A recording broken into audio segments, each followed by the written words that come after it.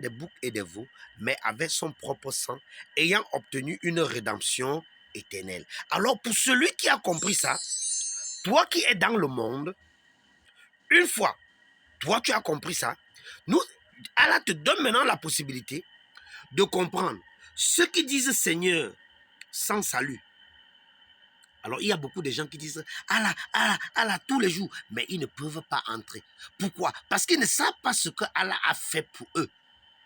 Alors, une fois toi tu as compris ça, maintenant tu as la possibilité de comprendre Moïse connaître Allah dans la création, avec Israël et dans la loi.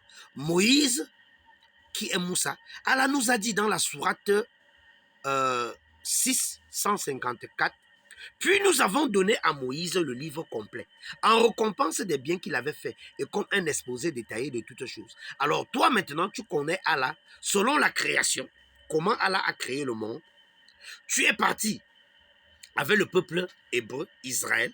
Pourquoi Allah a choisi Israël? Après Israël, maintenant Allah t'amène à la Torah. Tu te retrouves maintenant à la Torah. Et la Torah te dit comment Allah te voit. Alors c'est là où tu arrives au Tauba. Parce que la loi d'Allah vient te condamner. Une fois tu as compris la loi, en ce moment tu as compris comment Allah t'a jugé. Et une fois tu as compris comment il t'a jugé, tu atteins le Tauba, qui est la repentance. Une fois tu atteins le Tauba, qui est la repentance, tu as rempli la première partie de la sourate 1960. Sauf celui qui se repent. Tu atteins ceci.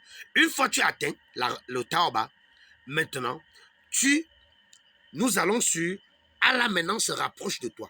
Allah ne devient plus ton juge, Allah devient ton sauveur.